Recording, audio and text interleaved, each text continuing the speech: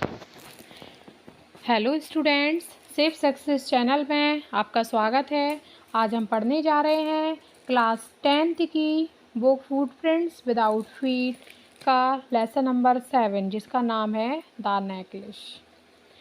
Matilda is invited to a grand party. अब देखिए, इसमें एक जो फर्स्ट कैरेक्टर है वो रहता है मटिल्डा नाम की एक लड़की रहती है। तो मटिल्डा को एक ग्रैंड पार्टी में इनवाइट किया जाता है। She has a beautiful dress but no jewellery. तो उसके पास एक सुंदर ड्रेस तो रहती है, लेकिन उसके पास कोई भी ज्वेलरी नहीं रहती है। She borrows a necklace from a friend. फिर वो अपने एक दोस्त से नेकलेस बोरो करती है एंड लॉसेस इट। फिर वो इसको गुमा देती है। What happens then. फिर देखिए इसमें क्या होता है। अब देखिए, पूरी स्टोरी को बहुत ध्यान से पढ़ना है। स्टोरी है जो बहुत ज़्यादा इंटरेस्टिंग है।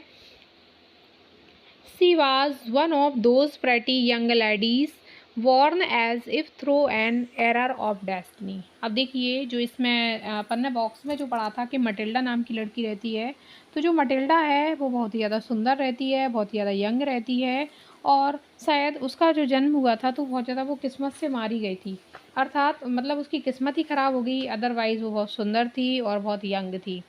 Into a family of clerks, कि उसका जन्म एक क्लर्क की फैमिली में हुआ था। अर्थात क्लर्क से मतलब कि उसकी जो फैमिली का जो हेड था वो किसी ऑफिस वगैरह में काम करता था। She had no dowry, no hopes, no means of becoming known. उसके पास ना कोई दहेज था, ना कोई उम्मीदें थी, no means of becoming known, और ना ही वो कुछ किसी के बारे में जानती थी जो उसको प्यार करे।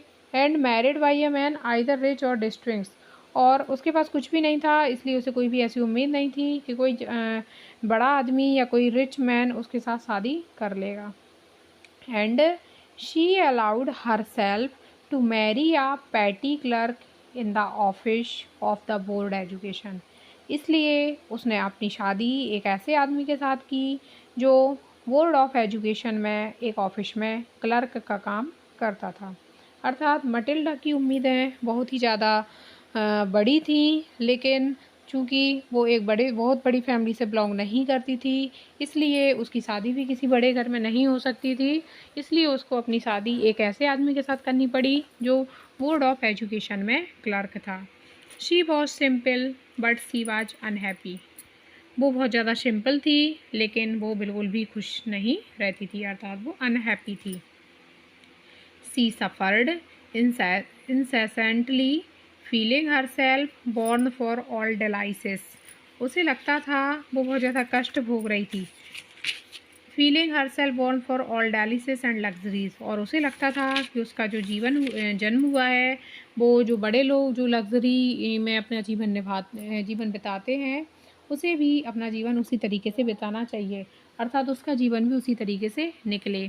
She suffered from the poverty of her apartment, the shabby walls and the worn chairs. लेकिन जो मटिल्डा है उसे बहुत ही ज़्यादा गरीबी का सामना करना पड़ा। किन किन चीज़ों को लेके उसे गरीबी का सामना करना पड़ा। उसका जो मकान था वो रेंट का मकान था, और वो बिल्कुल भी अच्छा नहीं था, अर्थात छोटा सा था। The SEBI walls and the born chairs, जो दीवारें थीं वो बहुत ज़्यादा बैड कंडीशन में थी, और जितना भी उनके यहाँ फर्नीचर्स था, चेयर वगैरह, वो सभी डैमेज थी, टूटी फूटी थी। All these things tortured and angered her. ये मकान की जितनी भी चीज़ें थी वो उसे टॉर्चर करती थी, और जिनके कारण जो मटिल्डा है वो बहुत दुखी रहती थी। When she seated herself for dinner opposite her husband, who uncovered the tureen with a delighted air, saying, "Oh, the great Potby!" जब वह अपने हस्बैंड के साथ डिनर करने बैठी अपोजिट डायरेक्शन में, अर्थात हस्बैंड वाइफ आमने सामने बैठे थे, तो जैसे ही उसका हस्बैंड पॉट का ढक्कन खोलता है, अर्थात जिस बर्तन में उन लोगों ने खाना रखा था, तो वो कहता है, ओह अरे वाह, द गुड पॉटपी। अर्थात पॉटपी का मतलब यहाँ केक से, अरे वाह कितना मस्त केक है। I know nothing better than that. मैं नहीं जानता इससे अच्छा भी कुछ होगा। She would think of elegant dinners of shining silver. लेकिन जो मटिल्डा है उसकी रिक्वायरमेंट्स बहुत हाई फाई हैं, तो मटिल्डा को लगता है बहुत ज़्यादा वो अट्रैक्टिव डिनर करे ऑफ शाइनिंग सिल्वर्स, जिसे चांदी के बर्तनों में परोसा जाए, she thought of the exquisite food served in marvellous dishes, और उसे कई तरीके की डिशें चाहिए। She had neither frocks nor jewels, nothing, and she loved only those things.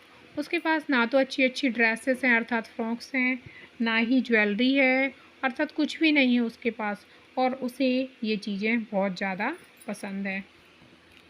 C had a rich friend, a school mate at the convent. अब देखिए, उसकी एक रिच फ्रेंड है जो उसके साथ कॉन्वेंट स्कूल में स्कूलमेट थे वो लोग साथ में।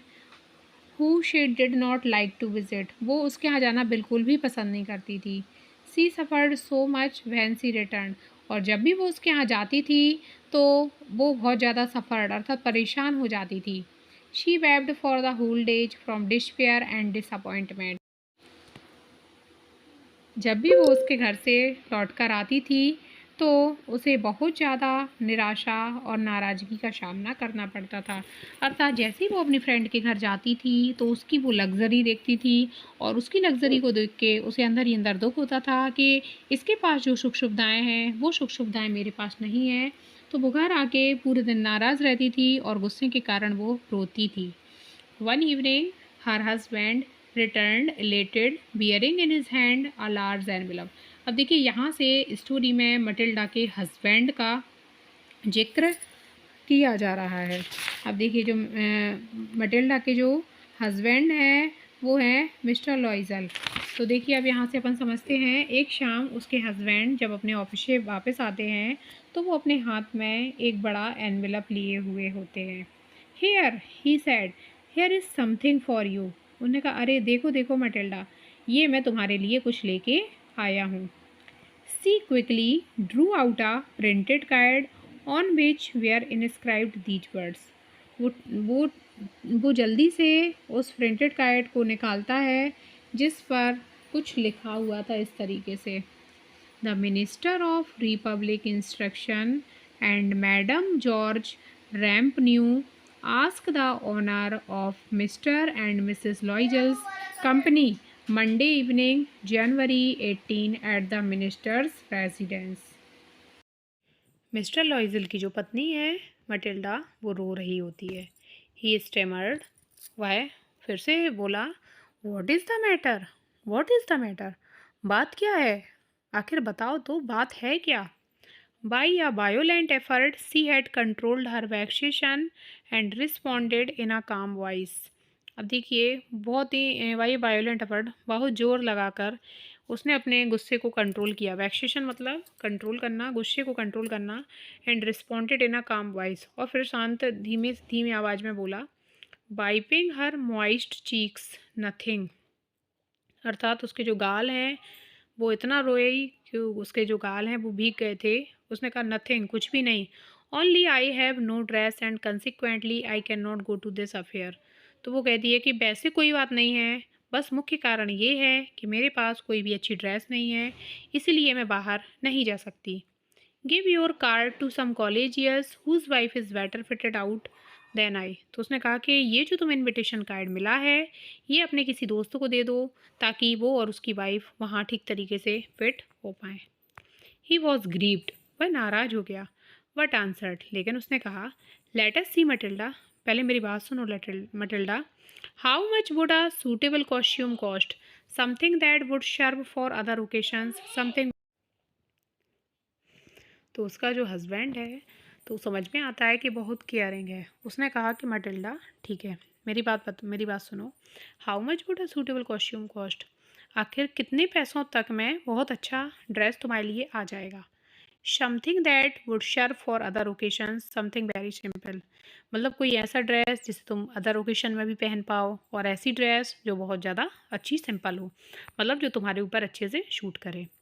सी reflected for some seconds, thinking of a sum that she could ask for without bringing with it an immediate refusal or a frightened exclamation from the economical clerk.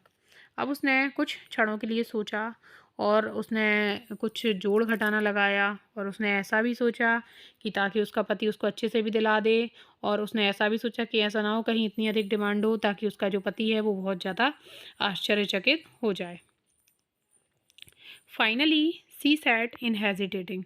इस तरीके से उसने सकुचाते हुए कहा, I can not tell exactly, मैं exactly तो नहीं बहुत बता सकती कि कितने पैसों का कॉस्ट्यूम आ जाएगा, but it seems to me that 400 francs ought to cover it. लेकिन उसने कहा कि मुझे ऐसा लगता है कि अगर 400 फ्रेंड्स अपने पास हैं तो उसमें बहुत अच्छी ड्रेस आ जाएगी। तो 400 फ्रेंड्स का मतलब इंडियन करेंसी में 32,000 रुपये होता है। तो इस तरीके से मटिल्डा ने अपनी ड्रेस का प्राइस 32,000 रुपये बता दिया। ही टर्न्ड आ लिटिल पेल। अब जो उसका पति है वो थोड़ी देर के लिए तो वो उसका चेहरा पीला पड़ गया। For he had saved just this sum to buy a gun, क्योंकि ठीक इतने ही रुपए उसने एक गन खरीदने के लिए सेव किए थे। That he might be able to join some hunting parties the next summer, ताकि वो अगले समर में अपने दोस्तों के साथ हंटिंग पार्टी को ज्वाइन कर देगा। With some friends who went to shoot larks on Sunday, क्योंकि उसके जो कुछ दोस्त हैं वो संडे को हंटिंग पार्टी में लार्क्स को हंट करने के लिए जाते हैं। तो उसकी भी इच्छा थी कि वो भी अपने दोस्तों के साथ हंटिंग पार्टी में जाए और लार्क्स को हंटिंग करे। नेवरदलेस ही आंसर्ड, लेकिन फिर भी उसने कहा, वेरी वेल, ठीक है, I will give you 400 francs, मैं तुमको 400 फ्रेंड्स दे दूंगा, but try to have a pretty dress, और तुम कोशिश करना कि तुम इतने में बहुत अच्छी ड्रेस ले पाओ। तो इन सब बातों से पता चलता है कि जो मटिल्डा का हस्बैंड है, इन सब बातों से पता चलता है कि जो मटिल्डा का हस्बैंड है वो कितना अधिक लविंग है और केयरिंग है, क्योंकि जो पैसे उसने अपने हंटिंग पार्टी के लिए सेव करके रखे थे उन्हें बिना सोचे समझे वो अपनी पत्नी को देने के लिए तैयार है, ताकि उसकी जो पत्नी है वो अपने जीवन में खुश रहे। The day of the ball approached and Madame Loisel seemed sad. अब देखिए जैसे जैसे वो दिन नज़दीक आ रहा था पार्टी का, तो उस दिन जो मैडम लॉइजल हैं वो बहुत ज़्यादा दुखी लग रही थी। डिस्टर्ब्ड, बहुत ज़्यादा डिस्टर्ब, परेशान लग रही थी। एनेक्सियस, बहुत ज़्यादा चिंतित लग रही थी। Nevertheless her dress was nearly ready, यहाँ तक उनकी ड्रेस तो, जहाँ तक ड्रेस का सवाल है वो तो बिल्कुल तैयार थी। Her husband said to her one evening, अब उसने अपने पति से नाराज़ होकर एक शाम कहा, what is the matter with you, मतलब उसके पति ने उसको जब नाराज़ देखा तो उसके पति ने उससे कहा, what is the matter with you, अब क्या बात है Matilda, you have acted strangely for 2 और 3 डेज, तुम 2 और 3 दिन से मेरे साथ ऐसे अजनबियों की तरह एक्शन क्यों कर रही हो, अर्थात ऐसा ट्रीट मेरे साथ क्यों कर रही हो।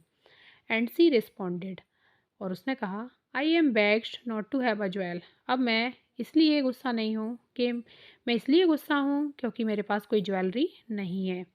Nothing to add on myself with, कोई मेरे पास कुछ ऐसा नहीं है जो मैं पहन पाऊँ। I shall have such a poverty strike in look, I would prefer not to go to this party, और उसने कहा कि अगर मैं ऐसी चली जाऊँगी तो मैं वहाँ गरीबों की तरह लगूँगी, इसलिए मैं चाहती हूँ कि मैं इस पार्टी में नहीं जाऊँगी। ही रिप्लाइड, तो पति ने कहा, you can wear some natural flowers, पति ने कहा कि तुम कोई नेचुरल फ्लावर्स पहन लो।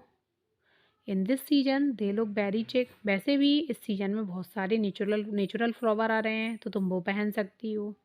और सी वॉज नॉट कन्विंस्ड, लेकिन वो नहीं मानी। नो, नहीं, सी रिप्लाइड, उसने रिप्लाई किया, नहीं, there is nothing more humiliating than to have a cheap air in the midst of rich women, तो उसने कहा कि ये तो बहुत ज़्यादा ह्यूमिलेटिंग नेचर होगा यदि मैं रिच वुमेन के बीच में फ्लावरी बैंड या फ्लावर वाले ज्वेलरी पहनकर अगर मैं पार्टी में चली जाऊंगी, तो इससे ज़्यादा तो शर्म वाली चीज़ मेरे लिए कोई हो ही नहीं सकती। Then her husband cried out, फिर उसके हस्बैंड ने फिर से पूछा, हाउ स्टूपिड वी आर, अरे यार हम कितने मूर्ख हैं। Go and find your friend madam Forestier, जाओ और जो तुम्हारी दोस्त है ना madam Forestier, and ask her to lend you her jewellery, और उन्हीं से एक ज्वेलरी उधार ले लो। तो अर्थात उसका जो हस्बैंड है उसे पता था कि जो मैडम लॉइजल हैं इनकी मैडम फ्रॉस्टियर के साथ कितनी अच्छी दोस्ती है। तो मिस्टर लॉइजल ने मैडम मिसेस लॉइजल से बोल दिया कि तुम अपनी दोस्त के पास जाओ और अपनी दोस्त से ही ज्वेलरी उधार ले लो। She uttered a cry of joy, अब जो मटिल्डा है वो खुश हो गई। इट इज़ ट्रू, उसने कहा ये तो ठीक है। She said, I had not thought of that, मैंने तो इसके बारे में सोचा भी नहीं था। The next day she took herself to her friend's house. अगले दिन वो अपनी मित्र के घर गई, अपनी दोस्त के घर गई and related her story of distress, और उसने अपनी नाखुशपनी का या फिर अपनी मतलब दिक्कतों का उसको पूरी स्टोरी बताई। Madam Forestier went to her closet. अब जो मैडम फॉरेस्टियर हैं वो क्लोजेट अर्थात जहाँ पर वो अपना सारा सामान सेव करके रखती हैं वो उसके पास गई। Took out a large jewel case, और एक बहुत बड़ा बॉक्स उठा के लेके आई। Brought it, opened it and said, उन्होंने कहा इसको खोलो। चूज़ माय डियर, और उसने कहा कि तुमको जो भी पसंद है इसमें से चूज़ कर लो। सी सा एट फर्स्ट सम ब्रेसलेट्स, उसने सबसे पहले कुछ ब्रेसलेट देखे। Then a collar of pearls, फिर कॉलर ऑफ पियल्स देखे। Then a Venetian cross of gold and jewels of admirable बर्क्समैन, फिर उसने कुछ गोल्ड की। She tried the jewels before the glass, और उसने कहा कि तुम्हें जो भी पसंद आए उन्हें कांच के सामने लगा के देख लो। हेजिटेटेड, वो बहुत संकुचा रही थी, but could neither decide to take them nor leave them, उसे समझ में ही नहीं आ रहा था कि वो किस ज्वेलरी को रख ले और किस किस ज्वेलरी को ना रखे। देन सी आस्ट, फिर उसने कहा, हैव यू नथिंग मोर, क्या तुम्हारे पास कुछ और नहीं है? भाई, क्यों नहीं है? यस है, लुक फॉर योर सेल्फ, थोड़ी देर रुको। I do not know what will please you, मैं नहीं जानती कि तुम्हें इनमें से कौन सी पसंद आएगी। Suddenly she discovered in a black satin box, फिर उसने तुरंत ही एक ब्लैक कलर का बॉक्स निकाला। A superb necklace of diamonds, और उसमें से एक डायमंड्स का सुपर नेकलेस निकाला।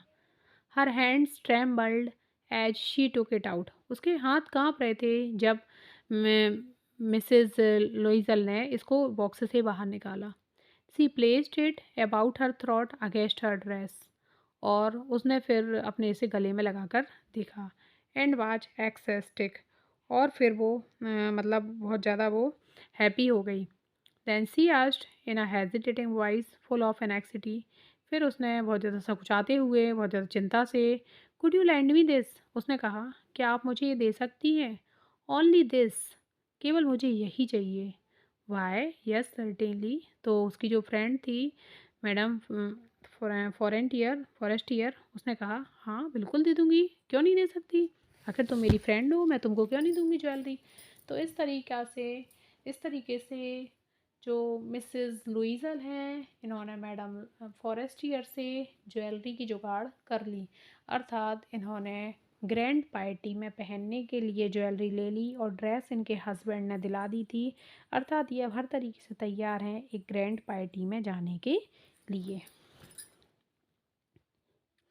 She fail upon the neck of her friend, embraced her with passion, then went away with her treasure.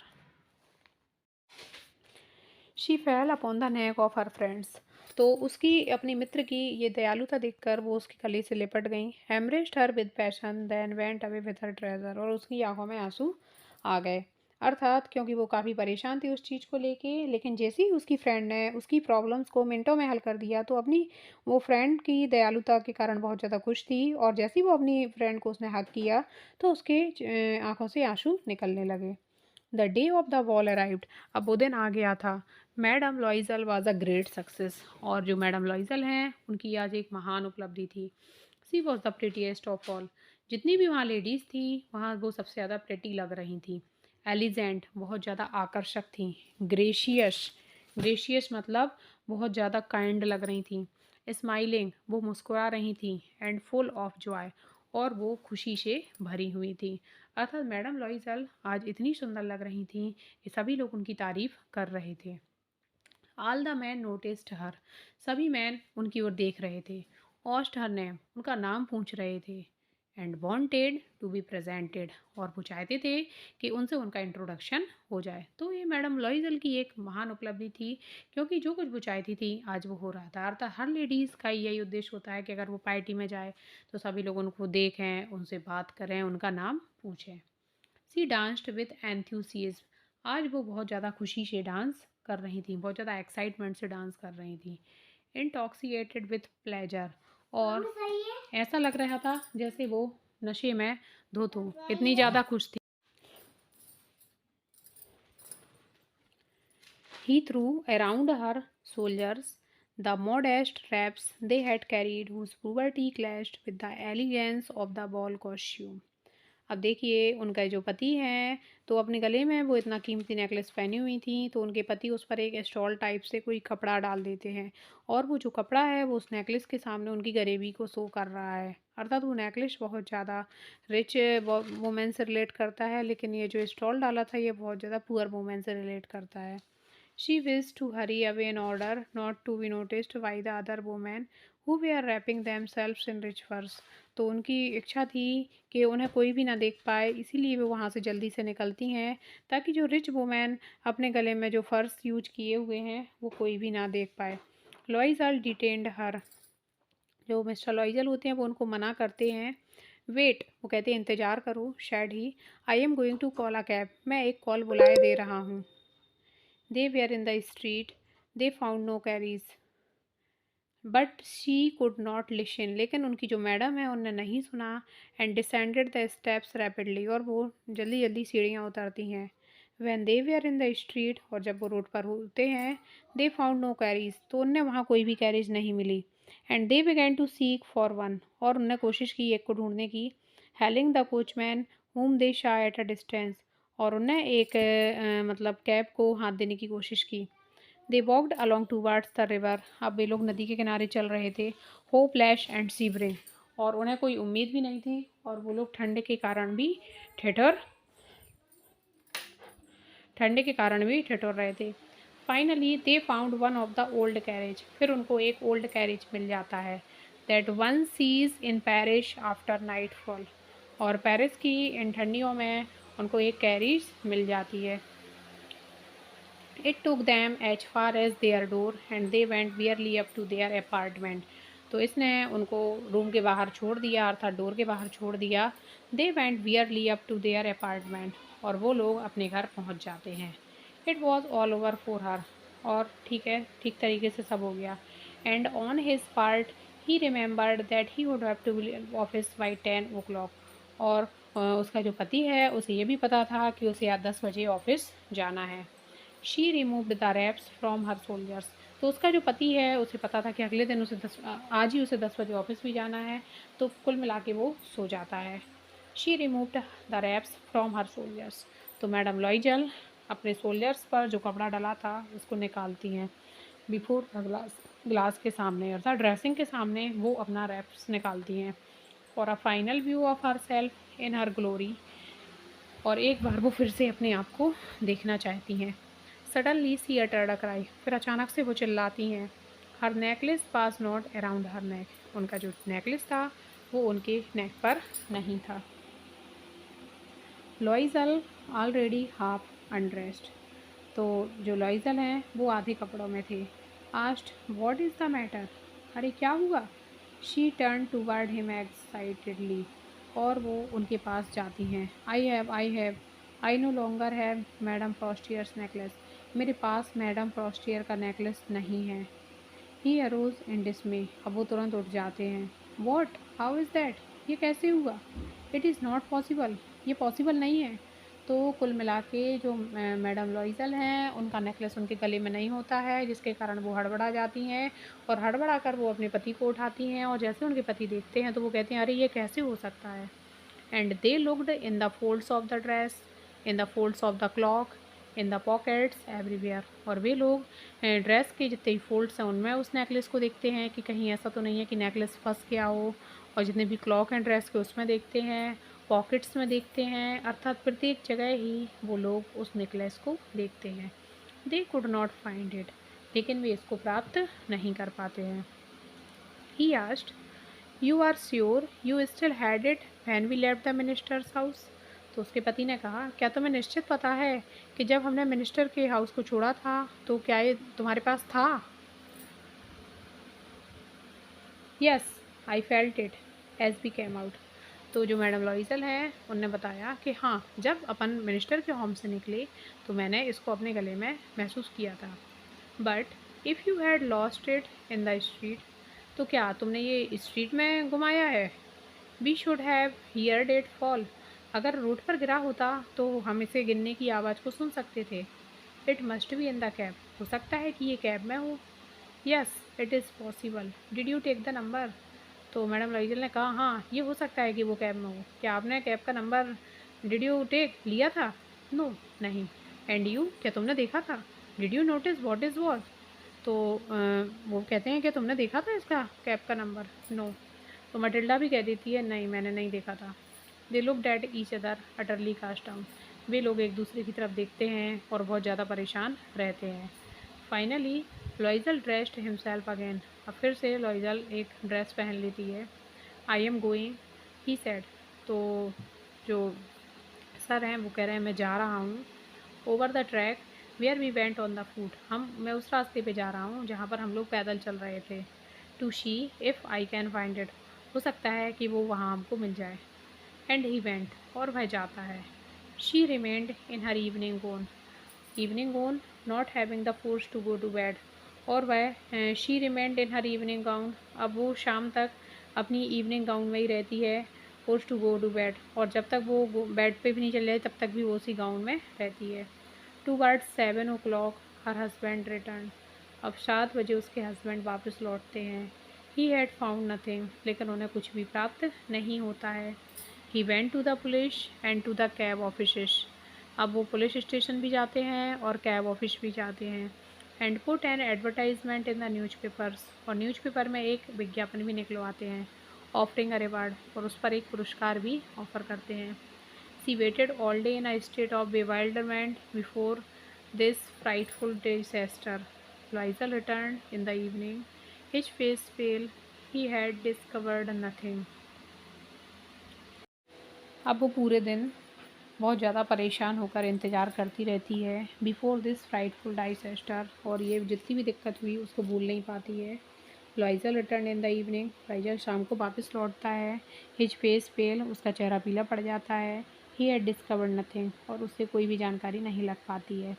He said, write to your friend that you have broken the clasp of the necklace, तो उसको कहता है कि ऐसा करो, तुम अपनी friend को एक पत्र लिखो और उस पत्र में ये कह दो कि जो तुम्हारा नेकलेस है उसका जो लॉक है वो टूट गया है।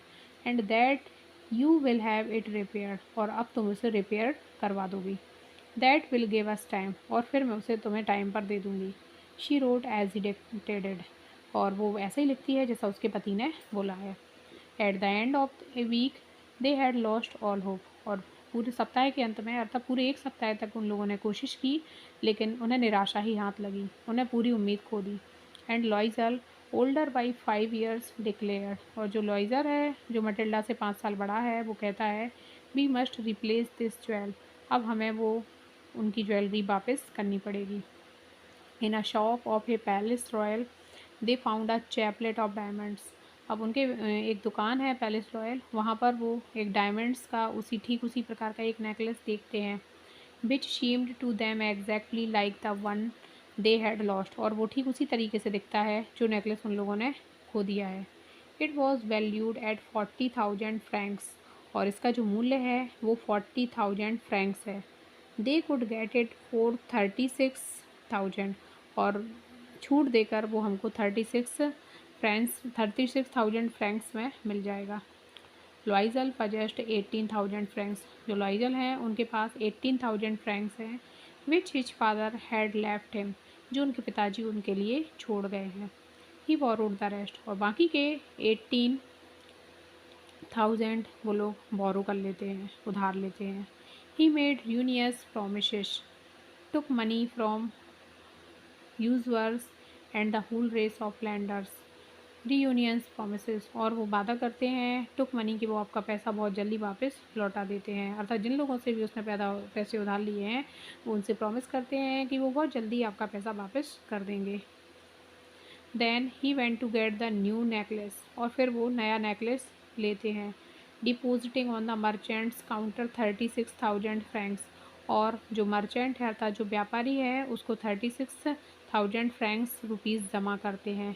अर्थात जो नेकलेस है, नेकलेस का मूल्य है 36,000 फ्रैंक्स, तो 18,000 फ्रैंक्स उन लोगों के पास पैतृक है, लेकिन जो 18,000 फ्रैंक्स बचा हुआ मूल्य है उसको वो लोग उधार लेते हैं और जिनसे भी उधार लेते हैं उनसे प्रॉमिस कर देते हैं कि बहुत जल्दी वो आपका पैसा चुका देंगे। Madam Loisel took back the jewels to madam Forestier. जैसे ही मैडम लॉइजल उस नेकलेस को मैडम फॉरेस्टियर को वापस करने के लिए जाती हैं, the letter said to her in frigid tone, you should have return them to me sooner for I might have needed them. तो जो मैडम फ्रॉस्टियर है वो कहती हैं कि ये नेकलेस तो मैं मुझे बहुत पहले ही वापस कर देना चाहिए था, क्योंकि मुझे इसकी बहुत ज़्यादा ज़रूरत थी। Madam Forestier did not open the jewel box as madam Loisel feared she would. अब मैडम लॉइसल के मन में यही डर था कि कहीं ऐसा ना हो कि मैडम फॉरेस्टियर इस नेकलेस बॉक्स को खोल के देखें, लेकिन मैडम फॉरेस्टियर ने इस नेकलेस बॉक्स को ओपन ही नहीं किया। What would she think if she would be receive the substitution. और वो कहती है कि पता नहीं मैडम फॉरेस्टियर क्या सोचेंगी। Madam Loisel now knew the horrible life of necessity. अब जो मैडम लॉइजल हैं उन्हें समझ में आ गया था कि अब उनका जीवन किस तरीके से ख़तरनाक होने वाला है। She did her part however completely हियोरिकली।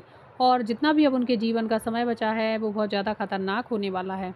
It was necessary to पे दिस फ्राइटफुल डेप्ट। और ये उनके लिए बहुत ज़रूरी था कि जितना भी उनके ऊपर कर्जा है उसको वो चुकाएं।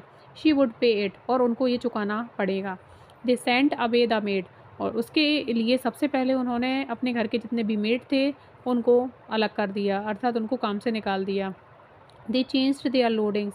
उनने सबसे पहले अपना मकान चेंज किया। They rented some rooms in an attic. और उनने ऐसा घर किराए से ले लिया जहाँ पर लोग सामान रखने के लिए जो कमरा यूज करते हैं उस कमरे में वो लोग एटिक पर रहने लगे। She learn the ओडियस work of a kitchen. अब उन्होंने किचन के बहुत ज़्यादा अनयूजल काम सीख लिए। सी वॉशेज द डिशेस। और अब वो सब्जियों को धोने लगी। She washes the स्वाइल्ड लाइनन। और वो ऐसे कपड़ों को धोने लगी जिनको बर्तन पोंछने के लिए जिन कपड़ों का उपयोग करते हैं उन कपड़ों को धोने का काम करने लगी। Their clothes and dish cloths. अब जितने भी वो घर के कपड़े निकलते हैं, पोंछा वाले कपड़े निकलते हैं, अच्छे वाले कपड़े निकलते हैं, सभी को धोने लगी। Which she hung on the line of dry. और उन्हें सुखाने के लिए फैलाने भी लगी।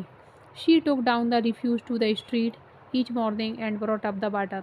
अब वो अपने घर का जितना भी कचरा निकलता है उसको रोड तक फेंकने लगी और वो नीचे से पानी भी लाने लगी प्रत्येक सुबह।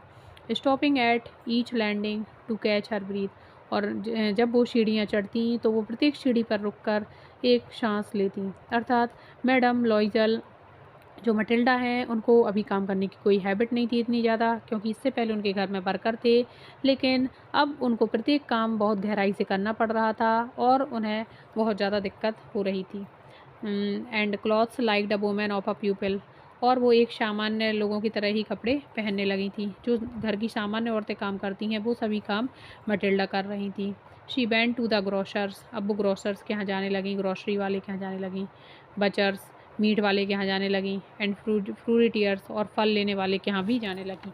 अर्थात अभी ये वाले एक भी काम वो नहीं करती थी, लेकिन अब ये सारे काम भी वो खुद कर रही थी। With her baskets on her arm. और अपने हाथ में बास्केट लेकर वो खुद ही जाने लगी शॉपिंग करने के लिए। हैगलिंग टू लास्ट साउ ऑफ हर मिसरेबल मनी। और यहाँ तक कि वो मोल भाव करना भी सीख गई थी, अर्थात अगर कोई चीज़ उनको ज़्यादा पैसों की मालूम पड़ती तो उसके लिए वो मोल भाव करके उसे कम पैसों में लेने की कोशिश करने लगी। The husband worked evening. अब देखिए ये तो हो गया मटिल्डा का काम। अब देखिए उनके हस्बैंड ने भी क्या क्या काम शुरू किए। उनके जो हस्बैंड हैं वो पूरे दिन तो ऑफिस में रहते ही थे, बाकी वो शाम का समय putting the books on some merchants in order. तो ऑर्डर पर वो व्यापारियों के यहाँ से बुक्स लाते थे और उन्हें ले जाते थे। And nights he often did copying at 5 sous a page. और रात में वो कॉपी करने का काम करने लगे और वो एक पेज कॉपी करने का 500 रुपये लेते थे। And this life lasted for 10 years. और ये जीवन है वो उनका 10 साल तक चला, अर्थात 10 साल तक मटिल्डा ने भी मेहनत की और उनके पति ने भी मेहनत की। Eight the end of 10 years they had restored all. और जब 10 साल बीत गए उसके बाद वो इस कर्ज से मुक्त हो पाए। अर्थात 10 साल तक मैडम ने अर्थात 10 साल तक मैडम ने और उनके मिस्टर ने बहुत ज़्यादा समस्याओं का सामना किया। उसके बाद वो लोग कर्ज से मुक्त हो पाए। Madam लॉइजल seemed old now. अब जो मैडम लॉइजल हैं वो दिखने में ओल्ड लगने लगीं। She had become a strong hard women and crude women of the poor house hold. अब वो एक कठोर वुमेन बन गई थी, हार्ड वुमेन बन गई थी, और अब वो उतनी सुंदर नहीं रहीं। अर्थात जितनी औरतें गृहस्थ जीवन की, जितनी भी औरतें जैसे जीवन बिताती हैं, मैडम लॉइजल ने भी अपना वैसा ही जीवन बिताया, और अब उनकी वेशभूषा भी उन्हीं की तरह हो गई। Her hair badly dressed. अब उनके जो बाल हैं वो बिखरे हुए थे। हर स्कर्ट्स और उनका जो ड्रेस है, स्कर्ट है, वो ज़्यादा अनटिडी था, अर्थात मैला कुचैला सा था। Her hands red. उनके जो हाथ हैं वो लाल से हो गए थे। She spoke in a loud tone. अब वो जब भी बोलती तो बहुत तेज़ आवाज़ में बात करने लगी। And washed the floors with large pails of water. और अब जब भी वो फ्लोर्स को पर पोंछा लगाती तो वो बकेट में पानी लेके कपड़े से पोंछा करने लगी। बट समटाइम्स, लेकिन कभी कभी, when her husband was at the office, जब उनके हस्बैंड ऑफिस में हुआ करते थे, she would seat her self before the window. तो वो विंडो के सामने बैठ जाती थी। And think of the evening party of former times. और जो पहले बीते हुए समय की जो पार्टी थी, इवनिंग पार्टी, उसके बारे में वो याद किया करती थी। Of that ball there she was so beautiful and so flattered. कि उस पार्टी में वो कितनी ज़्यादा खूबसूरत थी और उनको कितनी अधिक तारीफ़ मिली थी। अर्थात जो मटिल्डा है, आज भी उनको बीते हुए दिन की याद आती है कि उस पार्टी में उनकी कितनी अधिक प्रशंसा की गई थी, और वो उस पार्टी की सबसे ज़्यादा ब्यूटीफुल लेडी थी। How would it have been if she had not lost the necklace. और वो हमेशा यही सोचती कि उनका जीवन कितना अच्छा होता अगर वो नेकलेस उनसे ना गुमा होता तो। हु नोज़, कौन जानता है। हाउ सिमिलर इज़ लाइफ, कि लाइफ कितनी ज़्यादा कठिन है। And how full of changes, और इसमें लाइफ में कितने ज़्यादा बदलाव कब आ जाएं ये किसी को भी पता नहीं होता। How small a thing will dune और सेव वन। और किस तरीके से एक छोटी चीज़ और एक बड़ी चीज़ कैसे बन जाती है, अर्थात जो चीज़ें हैं वो जीवन में कैसे बदला लेती हैं।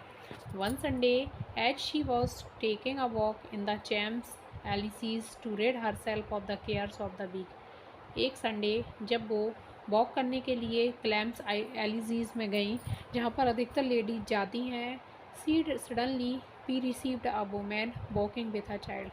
तो उन्होंने एक औरत को देखा जो एक बच्चा लेकर वॉक कर रही थी। It was madam Forestier. ये कौन थी? ये कोई और नहीं बल्कि मैडम फॉरेस्टियर थी। अब देखिए यहाँ पर जहाँ पर वो वॉक करने के लिए गई थी, ये एक ऐसी जगह है जहाँ पर लेडीज़ अपने पूरे वीक की थकान दूर करने के लिए यहाँ पर वॉक करने आती हैं, और यहाँ पर वॉक करने से उनके पूरे एक वीक का प्रेशर है वो दूर हो जाता है। तो यहाँ पर उनकी मुलाकात मैडम फॉरेस्टियर से होती है। Still young still pretty. वो आज भी बहुत ज़्यादा जवान है और बेहद खूबसूरत हैं।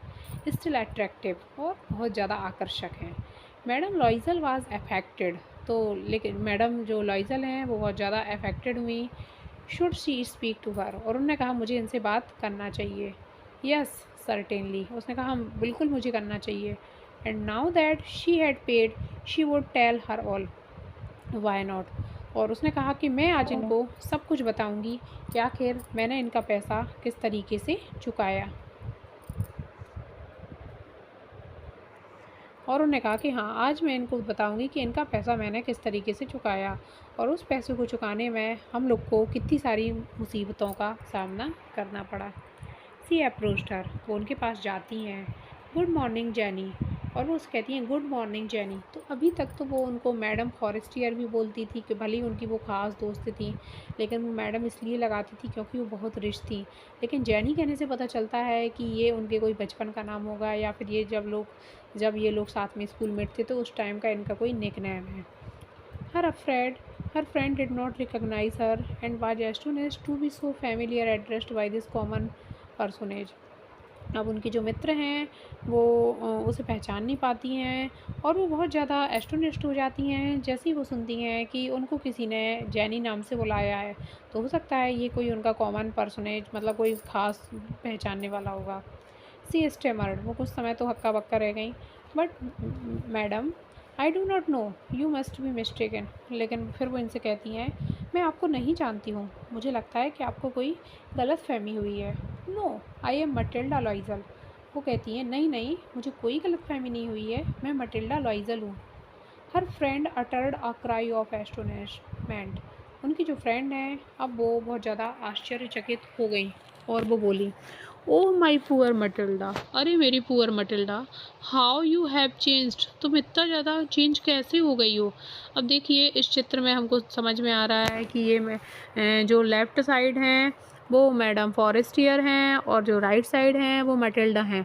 जो फॉरेस्टियर हैं वो आज भी यंग हैं, प्रिटी हैं, अट्रैक्टिव हैं, लेकिन जो मटिल्डा है वो उसके सामने कई सब तरीके की दिक्कतें आई और उसने बहुत मेहनत की, इसलिए उसके बाल बिखरे हुए हैं, उसकी शर्ट गंदी है और वो बहुत ज़्यादा ओल्ड सी लग रही हैं। Yes, I I have had some hard days since I saw you. तो वो कहती है कि मेरे सामने बहुत ज़्यादा कठिन समय आया है और जैसा कि तुम मुझ में देख भी पा रही हो, अर्थात मेरी ये जो स्थिति हुई है तो बहुत बुरा समय मेरे हम लोग के सामने आया है और हम लोग ने फेस किया है। And some miserable ones and all because of you. और उसने कहा कि और इन सब का जिम्मेदार कोई और नहीं बल्कि तुम ही हो। Because of me, how is that. तो उसकी फ्रेंड ने कहा कि बिकॉज ऑफ मी, मेरे कारण तुम लोगों ने इतना फेस किया, हाउ इज़ दैट, ये कैसे हो सकता है। You recall the diamond necklace that you loaned me to wear the minister's ball। तो वो कहती है कि अच्छा तुम याद करो, तुमने मुझे एक डायमंड नेकलेस दिया था जिसे मैंने तुमसे मिनिस्टर्स हॉल में पार्टी के लिए मैंने तुमसे लोन मतलब उधार लिया था। अर्थात ये तुम्हें याद होगा कि मैं तुम्हारे पास एक बार आई थी और मैं तुमसे नेकलेस लेके गई थी। यस वेरी वेल, हाँ मुझे याद है। Well it lost. तो उसने कहा कि वो गुम गया था। How is that since you return it to me. तो वो कहती है अरे कैसे गुम गया था, तुमने तो मुझे वो नेकलेस वापस भी किया है। I return another to you exactly like it. तो वो बताती है कि वो मैंने तुमको उसी के जैसा कोई दूसरा नेकलेस वापस किया था। And it has taken us 10 years to pay for it. और उस नेकलेस को चुकाने में हम लोगों ने 10 साल निकाल दिए हैं।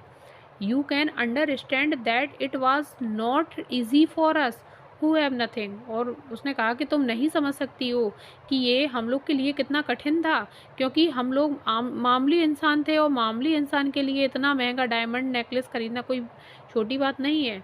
But it is finished and I am decently content. तो उसने कहा कि ठीक है, बट इट इज़ फिनिश, लेकिन ये सब ठीक हुए हैं, अब ये सब वो सब कर्जा ख़त्म हो गया है और आई एम डिसेंटली कंटेंट, और अब मैं ठीक हूँ। Madam Forestier stopped. Madam Forestier ने कहा रुको। शॉर्ट शेड सी सेड, उसने कहा you say that you bought a diamond necklace to replace mine. उसने कहा तुम क्या कह रही हो कि तुमने मुझे चुकाने के लिए कोई डायमंड नेकलेस खरीदा है। यस हाँ, you did not P receive it then. तुमने उस समय नहीं देखा था जब मैं तुम्हें लौटाने के लिए आई थी। दे वे आर जस्ट अलाइक। वे दोनों एक जैसे ही लगते हैं। And she smiled with proud and simple Joy. फिर वो बहुत ज़्यादा स्माइल किया उसने प्राउड के साथ और थोड़ी सी खुशी के साथ भी। Madam Forestier was touched and took both her hands as she replied. Madam Forestier ने उसके हाथ को टच किया और उससे कहा ओ माई पुअर मटिल्डा, अरे मेरी poor Matilda, mine were false, they were not worth over 500 francs. उसने कहा कि पुअर मटिल्डा, वो नेकलेस जो तुम मेरे से बोरो करके ले गई थी वो 500 फ्रांस से ज़्यादा का नहीं था। अर्थात इस तरीके से हमको समझ में आता है कि जो मैडम फॉरेस्टियर का जो नेकलेस है वो 500 फ्रांसिस का है, जबकि जो मैडम लॉइसल ने नेकलेस उनको चुकाया वो 36,000 फ्रांसिस का था। अर्थात सोचिए कितना अंतर है। और उस नेकलेस को चुकाने में मैडम लॉइजल ने और मिस्टर लॉइजल ने अपनी पूरी ज़िंदगी उसी में निकाल दी। अर्थात उन लोगों ने उनके जितने भी यंग एज के डे हैं वो पूरा समय अपना कर्जा चुकाने में निकाल दिया। और जब लास्ट में पता चला तो उनको पता चला कि उस नेकलेस की कीमत तो केवल 500 फ्रांसिस थी। और उस नेकलेस के कारण ही आज जो मैडम लॉइजल की जो स्थिति हुई है, जैसा कि आप इस चित्र में देख पा रहे हैं कि जो मैडम लॉइजल हैं वो कितनी हैरान परेशान, फटे पुराने कपड़ों में और कितनी रोती हुई उदास सी लग रही हैं। इसीलिए कहा जाता है, इस लेसन से हमको क्या सीख मिलती है। इस लेसन से हमको ये सीख मिलती है कि कोई भी चीज़ हो उसे ठीक तरीके से क्लियर कर लेना चाहिए। जब मैडम लॉइज़ल फ़ॉरेस्टियर के यहाँ नेकलेस लेने गई थीं, तो उन्हें पूछ लेना चाहिए था कि आपका ये नेकलेस किस धातु का है, अर्थात गोल्ड का है, सिल्वर का है या डायमंड का है। अगर ये पूछ लेती तो अगर मान के चलो वो गुम भी हो जाता नेकलेस, तो उसे पे करने में उन्हें उतनी अधिक कठिनाइयों का सामना नहीं करना पड़ता जितनी वो जाने-अनजाने में करती रहीं, और उन्होंने अपनी पूरी यूथ एज अर्थात युवा अवस्था वाली एज उसी नेकलेस को चुकाने में निकाल दी, और आज उनकी इतनी दयनीय स्थिति हो गई है।